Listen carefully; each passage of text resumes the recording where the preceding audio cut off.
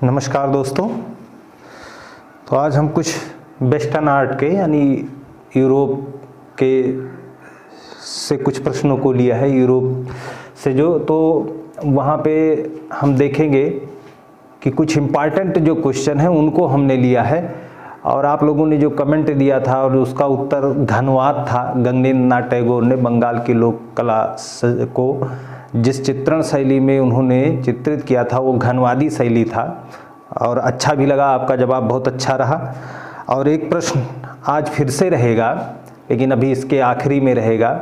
तो आज हम कुछ प्रश्नों को देख लेते हैं और ये इम्पॉर्टेंट है, मतलब टीजीटी और पीजीटी के लेवल का ये बहुत ही इम्पॉर्टेंट है। इससे अगर पूछेगा, अगर इस चैप्टर पे जाएगा तो यही प्रश्न पूछेगा। तो उन प्रश्नों को देख लेते हैं। तो आज हम थोड़ा कम समय लेंगे, है ना। आज हमको कहीं जाना है, इसलिए आज हमने इनको लिया है कि इनमें बहुत ज़्यादा समझने की ज़रूरत तो है नहीं है, लेकिन कुछ चीज़ थोड़ा सा समझ लेंगे कि जिससे आपका याद करने में आसानी हो। बस इतना हम लोग समझ लिया जाए कि याद करने में आसानी हो जाए। देखिए, हम कह रहे हैं कि स्वच्छंदतावाद का वह कौन सा चित्रकार है जो घर में लाशें रखता था। एक तो चीज डायरेक्ट आप जान जाएंगे तो ठीक है, लेकिन एक चीज जान लीजिएगा, यूरोप के पुनर्जागरण काल में, पुनर्जागरण काल जो आपका शुरू होता है, तो बस थोड़ा सा एक पीछे जाते हैं, पीछे थोड़ा सा चलिए। आपका जो पुनर्जागरण काल है ना, तब पुनर्जागरण काल आप ये बहुत फेमस शब्दावली है। पुनर्जागरण काल कहाँ से शुरू होता है? यूरोप का पुनर्जागरण काल का जो केंद्र था पाश्चात्य कला में, वो कहाँ से शुरू होता है? तो आप देखेंगे इटली से, जो ये मानवतावादी केंद्र पर आधारित था।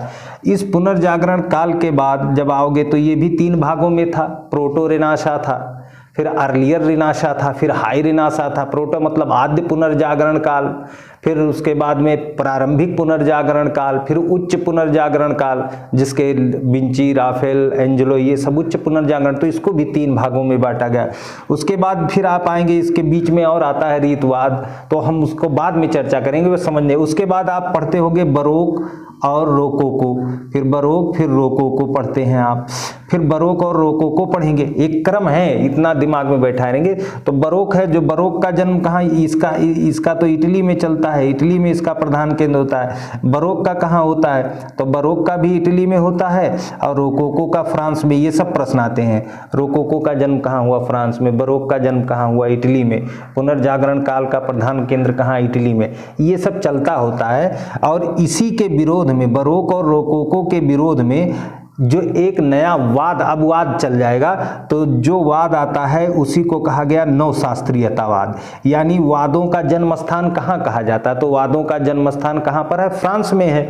उसी वादों में से जो सबसे पहला वाद था वो शुरू हुआ था नवशास्त्रीयतावाद। नवशास्त्रीयतावाद चालू हुआ था।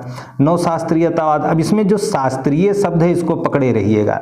ये कहीं ना कहीं पुराने नियमों पर, जो प्राचीन समय में जो शास्त्रीय कला थी उसको लेकर, और नए समय में जो नवीन शैली को यानी नवीन नियमों को इन्होंने मिलाकर एक नया वाद शुरू किया, नवशास्त्रीयतावाद। और जिसके मूल में, जिसके प्रधान कलाकार या जिनका इस वाद के पहले कलाकार आप किसको मानेंगे? तो वो कौन थे?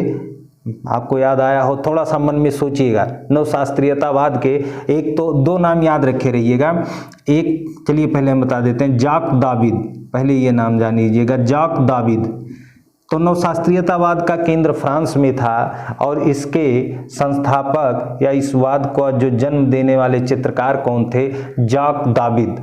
और इन्हीं जाक दाविद ने नवशास्त्रीयतावाद का जो पहला चित्र बनाया था, जो हमने प्रश्न के रूप में दिया था, होराथी का शपथ। ये याद रखे रहिएगा, होराथी का शपथ का नवशास्त्रीय चित्रकार कौन है?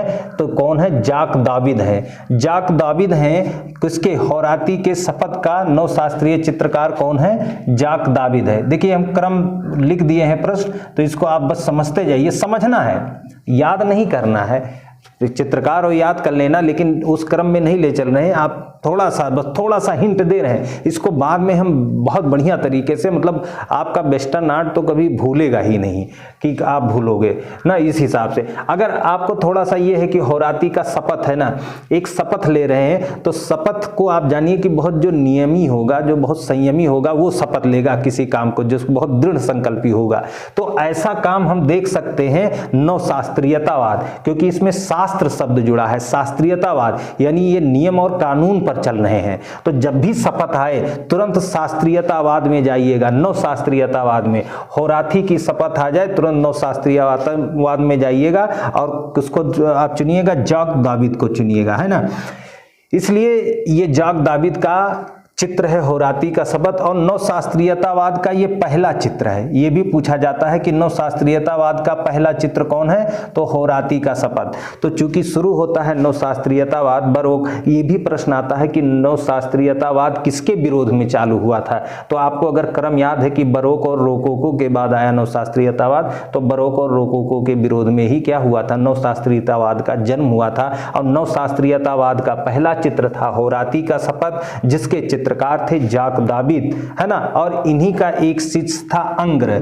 अंग्र ये भी बहुत पूछा जाता है, तो अंग्र, है ना, या अंग करके आता है। तो ये आपका ये क्लियर हो जाएगा ना, इतना ये इस प्रश्न के हिसाब से। अब थोड़ा सा हम ये चलते हैं, इसी के बाद नवशास्त्रीयतावाद के बाद फिर जो वाद का जन्म हुआ उसका नाम रखा गया स्वच्छंदतावाद। स्वच्छंदतावाद, है ना, ये इसके बाद आया है, नवशास्त्रीयतावाद के बाद। यानी पुनर्जागरण काल के बाद कौन आया, बरोक शैली, रोकोको शैली। उसके बाद इसके विरोध में कौन आया, बरोक रोकोको के बाद नवशास्त्रीयतावाद। फिर नवशास्त्रीयतावाद के बाद जो एक नया जन्म हुआ इस वाद को, उसे क्या कहा गया, स्वच्छंदतावाद। तो अब आ गया वाद, तो इस वाद का चूंकि स्वच्छंद है, स्वच्छंद मतलब ये स्वतंत्र है। स्वच्छंदता मतलब क्या हुआ कि एकदम इसमें किसी नियम को बहुत ज्यादा पकड़ के नहीं चल रहे हैं। इसमें कभी कभी एक प्रश्न आता है कि स्वच्छंदतावाद का संबंध किससे है, ये आता है प्रश्न। तो इसमें प्रश्न का उत्तर होता है कलाकार की निजी भावना, यानी वो अपनी भावना, स्वच्छंदतावाद के लोग कैसे चलते थे, अपने अंदर की जो भावना थी उस अनुसार ये चल रहे थे। यानी कलाकार की निजी भावना को पकड़कर ये स्वच्छंदतावाद चला। और इस स्वच्छंदतावाद का कौन था चित्रकार, जो घर में लाशें रखता था। यानी अब कलाकार की निजी भावना है, अब जोड़ लीजिए ना, आप अगर भूलते हो अपनी निजी, उसके मन में आया, वो चला गया और घर लाशें उठा के ले आया, घर पे रख लिया और वहाँ से अपना चित्रण सीख रहा है लाशें रख रख के, है ना। कौन सीख रहा है, थियोडोर जेरिकाल्ट, है ना। तो इस तरह से आप क्या कह सकते हो कि स्वच्छंदतावाद जो है, स्वच्छंदतावाद का वह कौन सा चित्रकार था जो घर में लाशें रखता था, तो थियोडोर जेरिकाल्ट। थियोडोर जेरिकाल्ट ये स्वच्छंदतावाद का था। और स्वच्छंदतावाद का संबंध है कलाकार की निजी भावना से। ये प्रश्न आता है तो ये इसको पकड़े रहिएगा, स्वच्छंदतावाद का संबंध किससे है, कलाकार की निजी भावना से है कि नहीं है। तो इस तरह स्वच्छंदतावाद का कौन सा चित्रकार था जो घर में लाशें रखता था, थियोडोर जेरिकाल्ट। और एक इसी से मिलता जुलता और याद रखे रहिएगा, कभी प्रश्न ऐसे आए कि पुनर्जागरण काल का वह कौन सा चित्रकार है जो घर में लाशें रखता था। आप पुनर्जागरण काल में चले जाइए, यहाँ पर ऊपर जो शुरू हुआ था ना, तो पुनर्जागरण काल में आप याद रखे रहिएगा Leonardo Vinci. Leonardo da Vinci ये पुनर्जागरण काल का कलाकार था जो घर में लाशें रखता था। होराती का शपथ हो ही गया है, जो किसका था, नवशास्त्रीय चित्रकार कौन है, तो होराती का शपथ नवशास्त्रीय चित्रकार कौन है, जॉक दाविद है। और नवशास्त्रीयतावाद का ये पहला चित्र था। मेदुसा का बेड़ा ये स्वच्छंदतावाद का पहला चित्र था। और स्वच्छंदतावाद के चित्रकार जन्मदाता कौन है, थियोडोर जेरिकाल्ट। तो इसको किसने चित्रित किया, थियोडोर जेरिकाल्ट। थियोडोर जेरिकाल्ट, ये याद आप रखे रहिएगा। थियोडोर जेरिकाल्ट ने मेदुसा का बेड़ा चित्र किया, जो किसका? स्वच्छंदतावाद का ये पहला चित्र था। नवशास्त्रीयतावाद का पहला चित्र होराथी का शपथ था, है ना। पुनर्जागरण काल का कौन सा चित्रकार लाशें रखता था? Leonardo Vinci. अगर फिर दे दे अगर स्वच्छंदतावाद का कौन सा चित्रकार है जो घर में लाशें रखता था, तो थियोडोर जेरिकाल्ट है। और एक चीज और रखे रहिएगा, कियोस में नरसंहार, ये कियोस में जो नरसंहार है ये है, इसके किसने चित्रित, तो ये बहुत इंपॉर्टेंट है, इसको देलाक्रा कर दीजिएगा, ये देलाक्रा है। तो कियोस में नरसंहार भी देलाक्रा ने बनाया था। और कियोस में नरसंहार किसका है? देलाक्रा का है। तो आज हम इसको इतना ही रहने देते हैं। और आपसे एक प्रश्न है हमारा, उसको आप करिएगा कि एक प्रश्न है कि जख्म, एक क्वेश्चन है, जख्म नामक जो चित्र है ना, जिसे वुंड्स भी कहा जाता है, वुंड्स, अंग्रेजी में वुंड या वुंड करके आ जाता है। तो जख्म, ये ऐसे कहिए, या जख्म नामक रचना के रचनाकार का नाम बताना है, ये किसकी कलाकृति है जख्म, तो इसको आप बताइएगा कमेंट में। तो तब तक के लिए धन्यवाद, क्योंकि हमें कहीं जाना है, जल्दी जाना है, इसलिए हम आपको ज़्यादा समय आज नहीं दे सकते हैं। कुछ प्रश्नों के केवल हमने चुना था, उन्हीं को करवाया। तब तक के लिए जय हिंद, जय भारत, धन्यवाद।